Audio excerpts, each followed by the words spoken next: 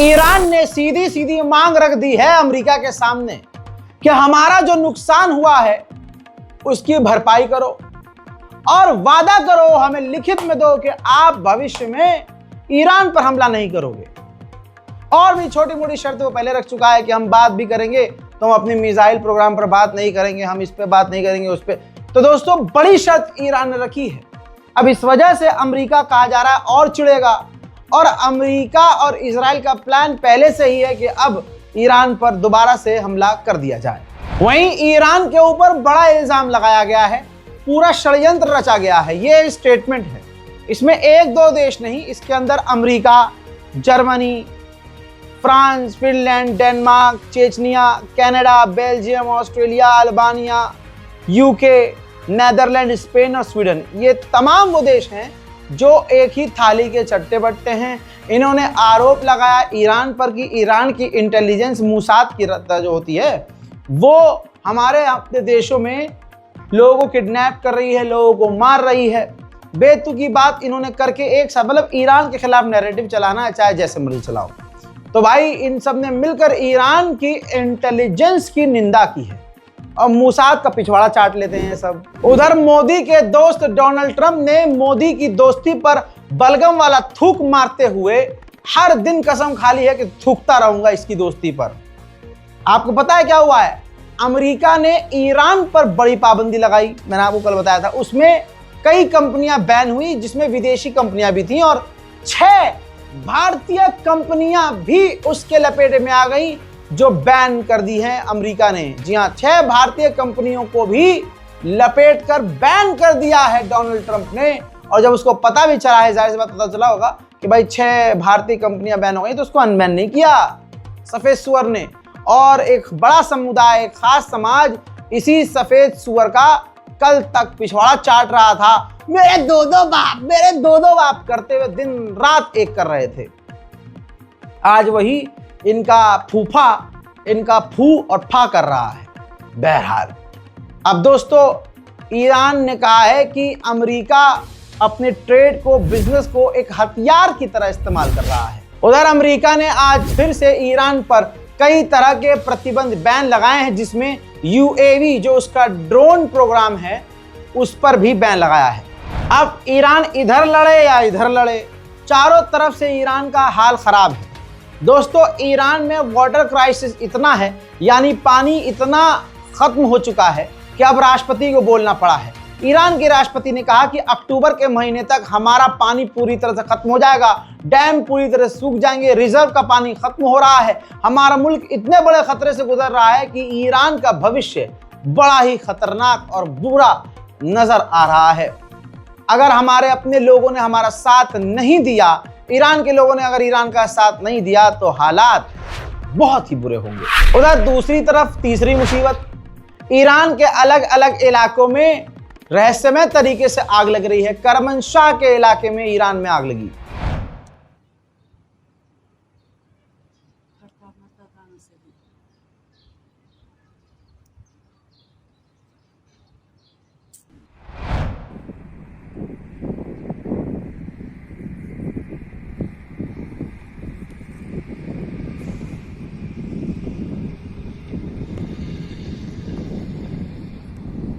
उधर मशहद में कायम हॉस्पिटल के पास आग लग गई।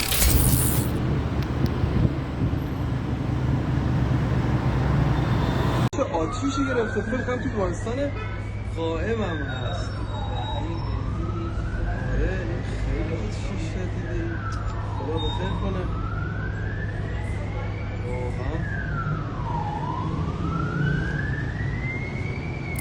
आगे ईरान के राष्ट्रपति ने कहा कि जो देश, जो लोग चाह रहे हैं ईरान को घुटने पर लाना, ये उनका ख्वाब रहेगा, ईरान कभी झुकेगा नहीं। ईरान के कमांडर ने बताया कि जंग के दौरान ईरान के खिलाफ 4 पॉइंट्स थे इजराइल के पास, 4 स्ट्रेटेजी थी। पहली ये थी कि सीधा तो अटैक कर ही रहा है, दूसरा ये लोगों में खौफ पैदा करना, ईरान में हड़कंप मचवाना, तीसरा ईरान के खिलाफ, सरकार के खिलाफ विरोध करना और हमें भड़काना, और भड़काना इस लेवल पर कि हम और कुछ एक्शंस करते, और फिर चौथे स्टेज पर होता ये कि अमेरिका भी इस जंग में फिर कूद जाता।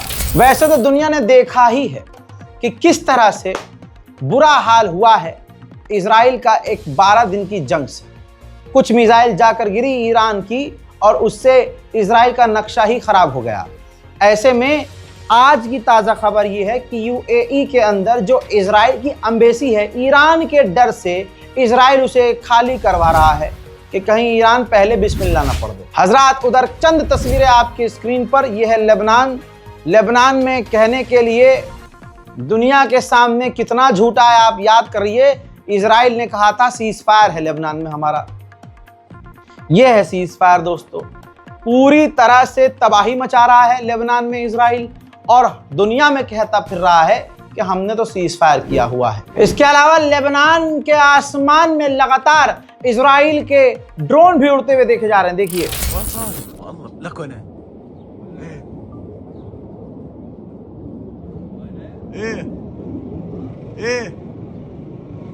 यकीन जानिए इजराइल आसपास के तमाम अरब देशों पर कब्जा करके मानेगा।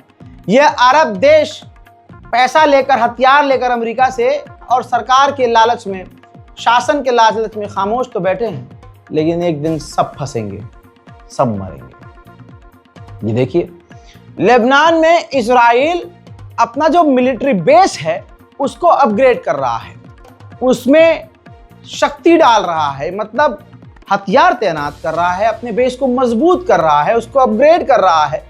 क्योंकि इजराइल लेबनान से कह चुका है कि 5 जगह जो हमने कब्जा किया है वहां से हम निकलेंगे ही नहीं। हिजबुल्लाह ने परसों मना कर दिया था कि हम हथियार नहीं डालेंगे, लेकिन आज लेबनान के राष्ट्रपति ने फिर से कहा है कि हिजबुल्लाह हथियार डाल दे और लेबनान की फौज को अपने हथियार सौंप दे और पीछे हट जाए, क्योंकि आपकी वजह से इजराइल को मौका मिल रहा है और वो हमारे मुल्क पर घुसपैठ कर रहा है और कब्जा कर रहा है।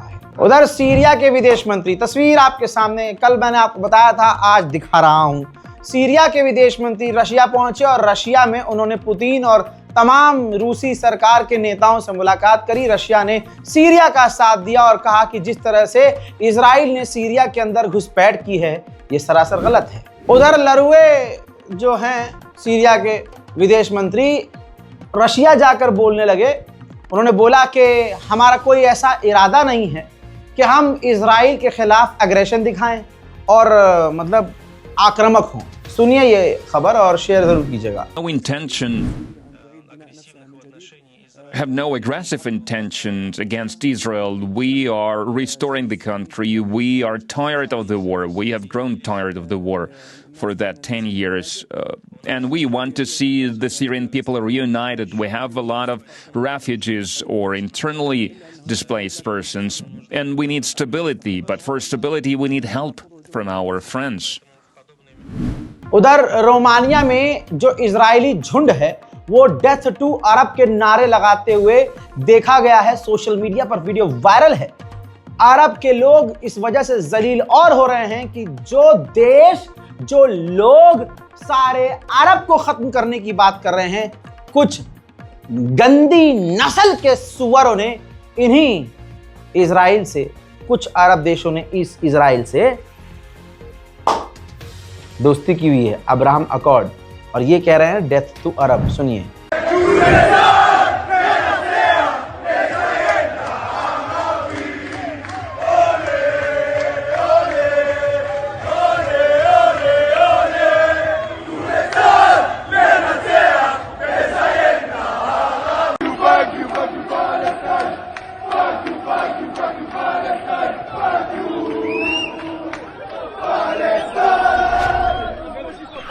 उधर दूसरी बार अमेरिका के पार्लियामेंट में बिल लाया गया कि अमेरिका अब इजराइल को हथियार देना बंद कर दे। तो दूसरी बार भी अमेरिका की इस कैबिनेट ने पूरी तरह से इस बिल को फेल कर दिया, पास होने ही नहीं दिया। उधर गाजा के अंदर 2 और फिलिस्तीनी भूख से मारे गए हैं। टोटल अब तक 60,200 फिलिस्तीनियों की 23 अक्टूबर सन 2023 से अब तक मौत हो चुकी है।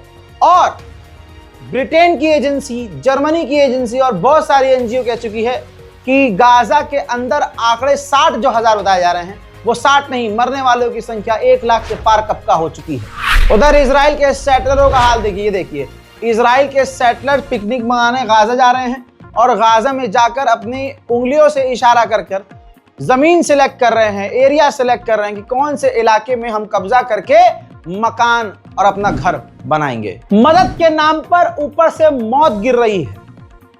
जो गाजा के अंदर मदद बांटी जा रही है उसमें लोगों को मारा जा रहा है।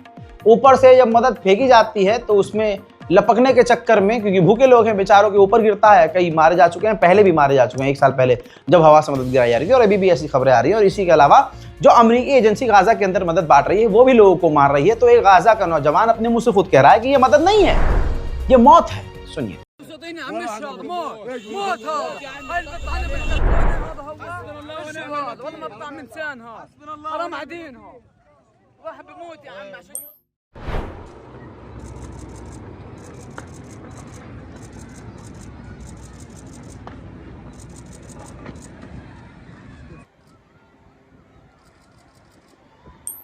تنتين 40 دقيقة استناناهم هان، ولما جاء الاسقاط الجوي نزلهم، بعد استعدينا لهم ولما نزلوا اخذنا نصيب.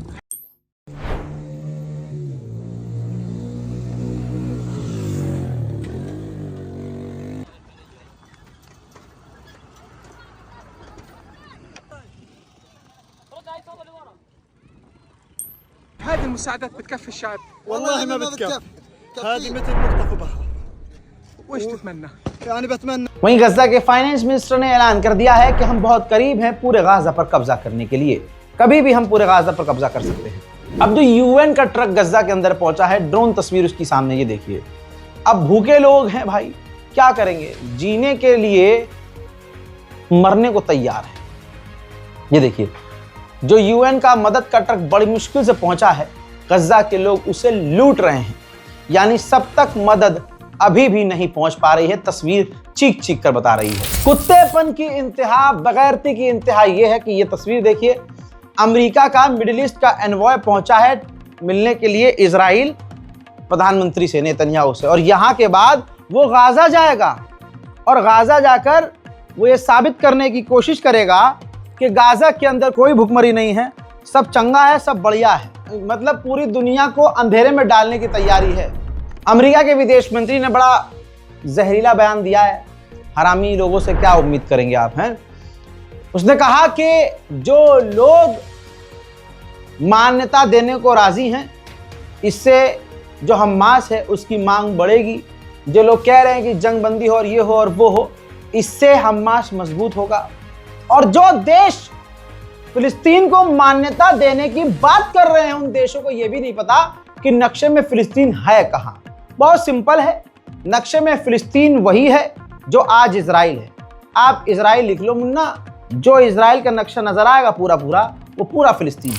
उधर सफेद जानवर ने यानी डोनाल्ड ट्रंप ने ट्वीट किया और बताया कि सबसे जल्दी ये सब कुछ खत्म करने का, ये भुखमरी, ये परेशानी, जो ह्यूमैनिटेरियन क्राइसिस आ रही है गाजा में, इसको खत्म करने का सबसे आसान तरीका है कि हमास इजरायली कैदियों को रिहा कर दे और सरेंडर कर दे। गाजा के अंदर जब यूएन की टीम गई है, ये देखिए, तो उन्होंने गाड़ी के अंदर से उस मंजर को रिकॉर्ड किया है और बताया है, ये सबूत दिया है कि जो अमेरिकी संस्था गाजा के अंदर मदद बांट रही है वो उन पर ओपन फायर कर रही है, उनको मार रही है।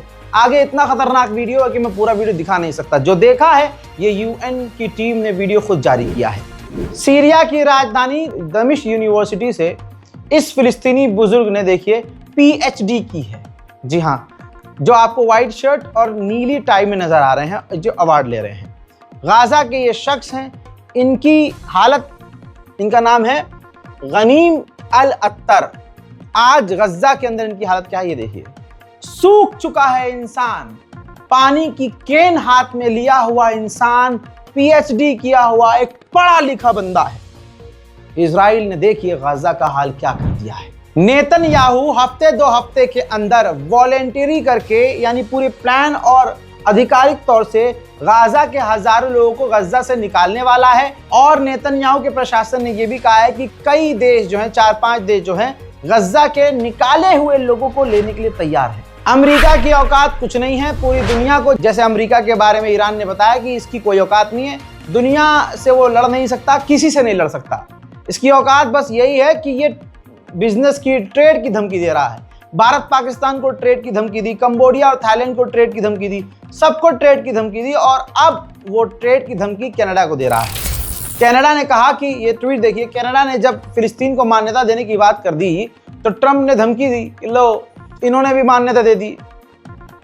जिस कनाडा के साथ हम एक बड़ी बेहतरीन डील करने वाले थे, ट्रेड डील करने वाले थे, उस कनाडा ने भी फिलिस्तीन को मान्यता देने की बात करके ट्रेड डील को खतरे में डाल दिया है। अब इजराइल का एक खतरनाक खेल सामने आया है। एक फिलिस्तीनी गद्दार ग्रुप है अबू शबाब गैंग, जिसके बारे में मैं अल्हम्दुलिल्लाह बहुत पहले भी बता चुका हूं आपको, और आप लोगों ने इस बात को समझा भी। अब सुनिए, वो अबू शबाब गैंग जो दुनिया के दबाव में आकर ट्रंप और नेतन्याहू ने गाजा के अंदर मदद जाने दी है, तो इजराइल उस गाजा में मौजूद अपने गद्दार फिलिस्तीनी ग्रुप अबू शबाब गैंग को एक्टिव करता है। जो मदद के ट्रक अंदर जा रहे हैं, अब वो अबू शबाब गैंग कब्जा कर रहा है, उन्हें लूट कर पूरी तरह से उस ट्रक को हाईजैक करके लेकर भाग रहा है। देखिए ट्रक, अब जो वीडियो दिखाऊंगा आपको, बल्कि यहां दिखा देता हूं, ये देखिए ट्रक पर हथियार लदे हुए हैं, ट्रक पर आतंकवादी हैं, हथियार हैं, ट्रक की स्पीड देखिए। जो भूखे लोग हैं उनको पता है कि अबू शबाब ये लेके भाग रहा है गैंग, ये तो नीचे से वो निहत्थे पत्थर उठाकर मार रहे हैं कि कम से कम बस ये ट्रक ये रुक जाए तो हम कुछ खा पी लें। इसके अलावा अब ये तस्वीर एक और देखिए, ये वो झुंड है, ये वो भूखे लोग हैं, गाजा में अमेरिकी संस्था के सामने मदद लेने गए थे और इजराइल ने इन पर गोलीबारी कर दी। अब ये ज़मीन पर लेटे हैं, कोई बस पे चढ़कर लेटा है, कोई ट्रक की आड़ में लेटा है, कोई ज़मीन के अंदर, मतलब ज़मीन पर सर रख कर लेटा है कि बस गोली से बच जाएं, मौत से बच जाएं।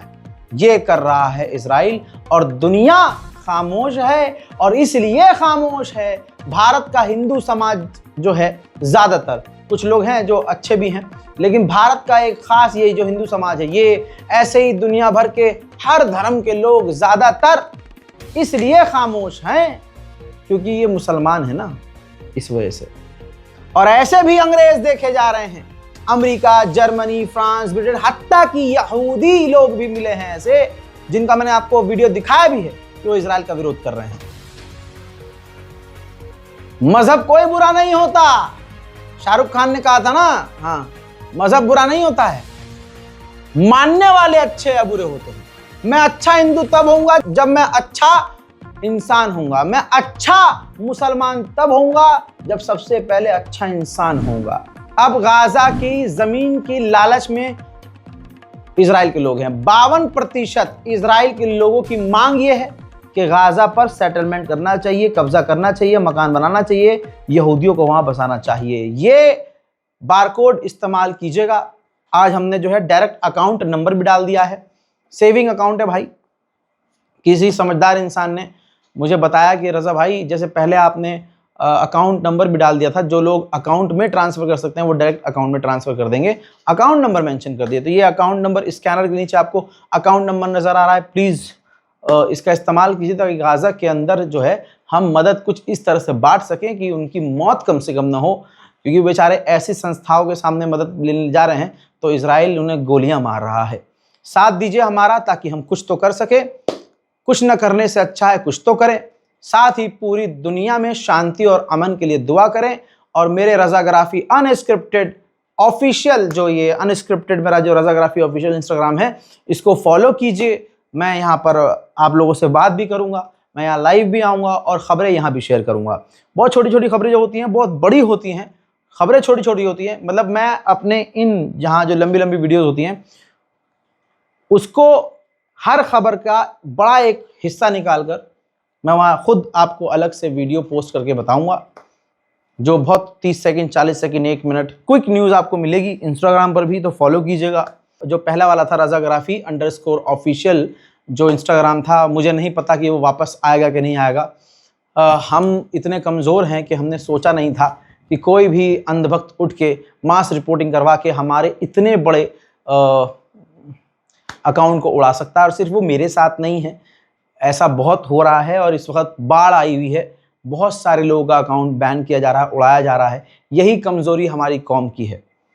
भाई उनका एक फर्जी अकाउंट उड़ता है तो सोशल मीडिया पर, ट्विटर पर वो अंधभक्तों की भीड़, हिंदू समुदाय इतना रीट्वीट और ट्वीट करते हैं कि जो संस्था होती है, जो फेसबुक है, इंस्टाग्राम है, भाई वो खुद आकर उसको ठीक कर देते हैं, वापस ले आते हैं अकाउंट कि भाई मामला बड़ा हो गया। और यहाँ जो अपनी जान हथेली पे लेकर सच बोलता है उसका अकाउंट उड़ जाता है और उसी की कौम उसके लिए कुछ नहीं बोलती। अरे बोलना तो छोड़ो, फॉलो नहीं करते, 40 पर आके अटका हुआ है। अरे मुझे तो अपनी कौम पे इतना भरोसा था कि भाई 5.5 लाख फॉलोवर वाला अकाउंट उड़ गया। अरे इस बार 1 मिलियन 10 लाख मुसलमान मुझे फॉलो करेंगे, लेकिन मिला क्या मुझे? ठेंगा। लेकिन हस्बी अल्लाह व निअमल वकील, बस मुझे उससे तवक्को है, आप उसके हैं तो फॉलो कीजिएगा, क्योंकि मैंने उसके वास्ते से चाहा है कि मेरा भरम रख लीजिए और मुझे फॉलो कर लीजिए। इस रिपोर्ट को शेयर कीजिए। मैं हूं रजा और आप देख रहे थे रजाग्राफी अनस्क्रिप्टेड। जय हिंद।